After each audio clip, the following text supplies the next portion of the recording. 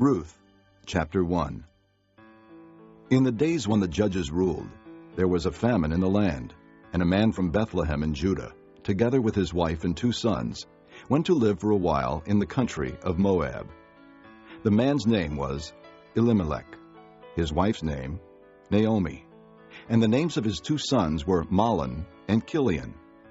They were Ephrathites from Bethlehem, Judah, and they went to Moab and lived there.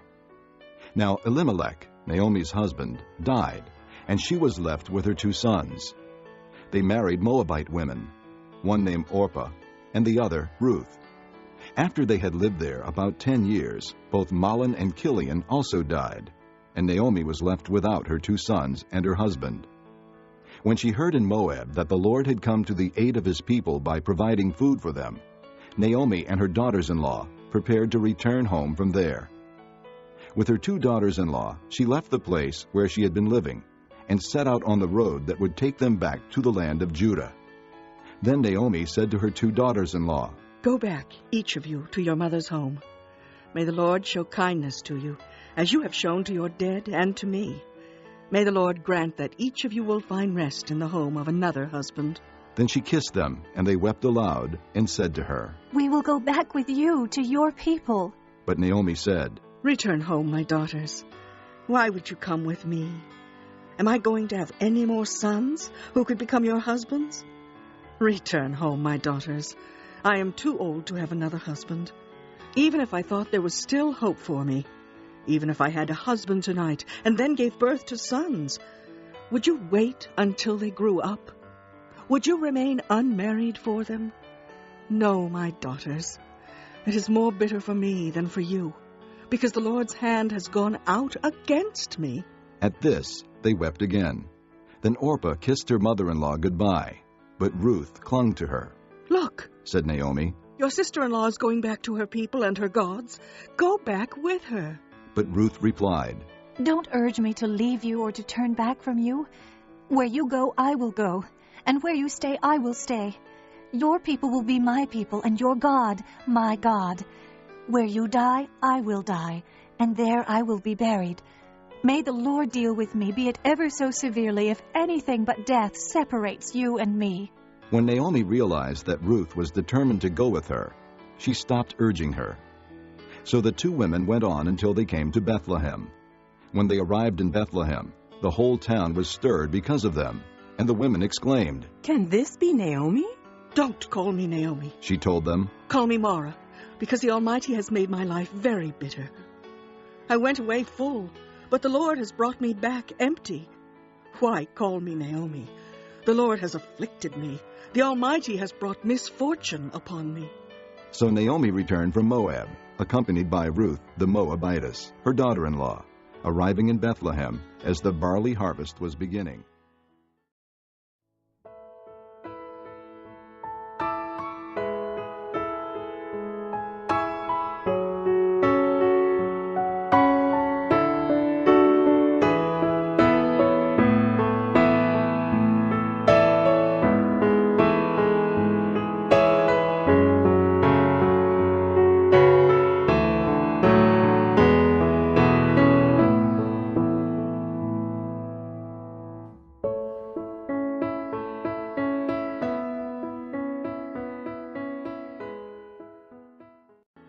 Chapter 2.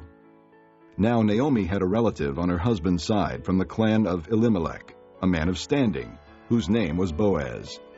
And Ruth, the Moabitess, said to Naomi, "Let me go to the fields and pick up the leftover grain behind anyone in whose eyes I find favor." Naomi said to her, "Go ahead, my daughter." So she went out and began to glean in the fields behind the harvesters. As it turned out, she found herself working in a field belonging to Boaz, who was from the clan of Elimelech. Just then Boaz arrived from Bethlehem and greeted the harvesters. "The Lord be with you." "The Lord bless you," they called back. Boaz asked the foreman of his harvesters. "Whose young woman is that?" The foreman replied, "She is the Moabitess, who came back from Moab with Naomi. She said, 'Please let me glean and gather among the sheaves behind the harvesters.' She went into the field and has worked steadily from morning till now, except for a short rest in the shelter." So Boaz said to Ruth, "My daughter, listen to me. Don't go and glean in another field, and don't go away from here. Stay here with my servant girls. Watch the field where the men are harvesting, and follow along after the girls. I've told the men not to touch you. And whenever you are thirsty, go and get a drink from the water jars the men have filled." At this, she bowed down with her face to the ground. She exclaimed, Why have I found such favor in your eyes that you notice me, a foreigner? Boaz replied, I've been told all about what you have done for your mother-in-law since the death of your husband. How you left your father and mother and your homeland and came to live with the people you did not know before. May the Lord repay you for what you have done. May you be richly rewarded by the Lord, the God of Israel, under whose wings you have come to take refuge. May I continue to find favor in your eyes, my lord. she said. You have given me comfort and have spoken kindly to your servant, though I do not have the standing of one of your servant girls. At mealtime, Boaz said to her, Come over here. Have some bread and dip it in the wine vinegar. When she sat down with the harvesters, he offered her some roasted grain. She ate all she wanted and had some left over. As she got up to glean, Boaz gave orders to his men. Even if she gathers among the sheaves, don't embarrass her. Rather, pull out some stalks for her from the bundles and leave them for her to pick up, and don't rebuke her. So Ruth gleaned in the field until evening. Then she threshed the barley she had gathered, and it amounted to about an ephah. She carried it back to town, and her mother-in-law saw how much she had gathered. Ruth also brought out and gave her what she had left over after she had eaten enough. Her mother-in-law asked her, Where did you glean today? Where did you work? Blessed be the man who took notice of you. Then Ruth told her mother-in-law about the one at whose place she had been working. The name of the man I worked with today is Boaz. She said. The Lord bless him. Naomi said to her daughter-in-law. He has not stopped showing his kindness to the living and the dead. She added, That man is our close relative. He is one of our kinsman redeemers. Then Ruth the Moabitess said, He even said to me, Stay with my workers until they finish harvesting all my grain. Naomi said to Ruth, her daughter-in-law, It will be good for you, my daughter, to go with his girls, because in someone else's field you might be harmed. So Ruth stayed close to the servant girls of Boaz to glean until the barley and wheat harvests were finished, and she lived with her mother-in-law.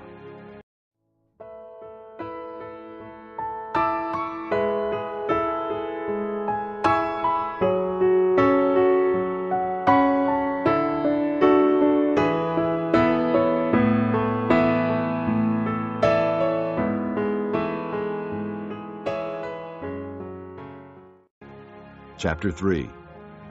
One day, Naomi, her mother-in-law, said to her, My daughter, should I not try to find a home for you, where you will be well provided for? Is not Boaz, with whose servant girls you have been, a kinsman of ours? Tonight he will be winnowing barley on the threshing floor. Wash and perfume yourself, and put on your best clothes. Then go down to the threshing floor, but don't let him know you are there until he has finished eating and drinking. When he lies down, note the place where he is lying. Then go and uncover his feet and lie down. He will tell you what to do. I will do whatever you say. Ruth answered. So she went down to the threshing floor and did everything her mother-in-law told her to do. When Boaz had finished eating and drinking and was in good spirits, he went over to lie down at the far end of the grain pile.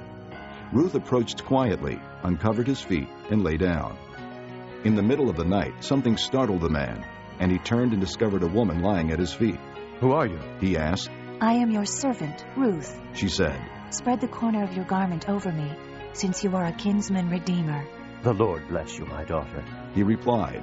This kindness is greater than that which you showed earlier. You have not run after the younger men, whether rich or poor. And now, my daughter, don't be afraid. I will do for you all you ask. All my fellow townsmen know that you are a woman of noble character. Although it is true that I am near of kin, there is a kinsman redeemer nearer than I. Stay here for the night, and in the morning if he wants to redeem, good, let him redeem. But if he is not willing, as surely as the Lord lives, I will do it. Lie here until morning. So she lay at his feet until morning, but got up before anyone could be recognized. And he said, Don't let it be known that a woman came to the threshing floor. He also said, Bring me the shawl you are wearing and hold it out. When she did so, he poured into it 6 measures of barley and put it on her. Then he went back to town.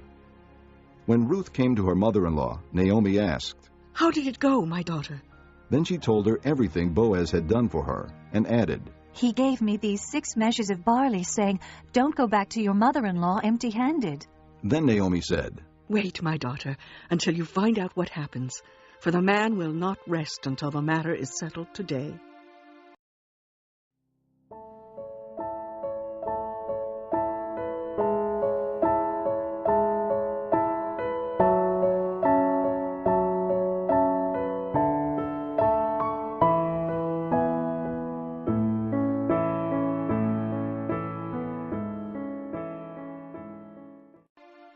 Chapter 4. Meanwhile, Boaz went up to the town gate and sat there. When the kinsman redeemer he had mentioned came along, Boaz said, Come over here, my friend, and sit down. So he went over and sat down. Boaz took 10 of the elders of the town and said, Sit here. And they did so. Then he said to the kinsman redeemer, Naomi, who has come back from Moab, is selling the piece of land that belonged to our brother Elimelech. I thought I should bring the matter to your attention and suggest that you buy it in the presence of these seated here and in the presence of the elders of my people. If you will redeem it, do so. But if you will not, tell me, so I will know. For no one has the right to do it except you, and I am next in line. I will redeem it, he said.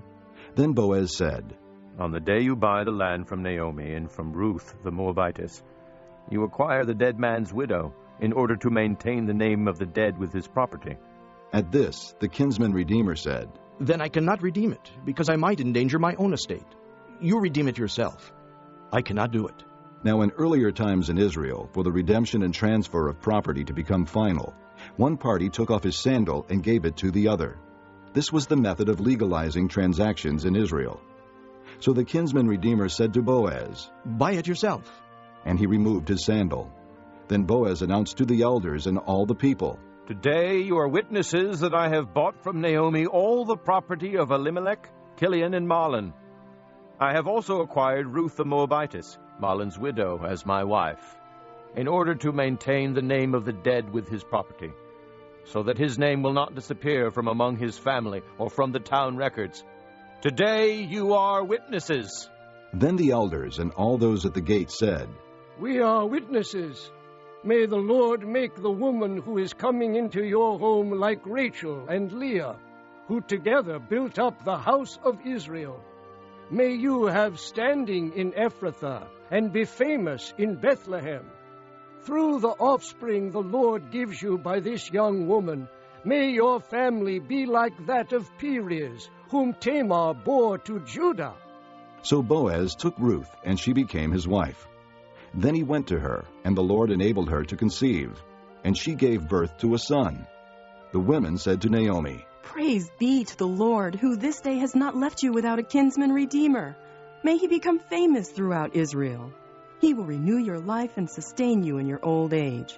For your daughter-in-law, who loves you and who is better to you than 7 sons, has given him birth. Then Naomi took the child, laid him in her lap, and cared for him. The women living there said, Naomi has a son. And they named him Obed. He was the father of Jesse, the father of David. This, then, is the family line of Perez. Perez was the father of Hezron. Hezron the father of Ram. Ram the father of Amminadab. Amminadab the father of Nahshon. Nahshon the father of Salmon. Salmon the father of Boaz. Boaz the father of Obed. Obed the father of Jesse. And Jesse the father of David.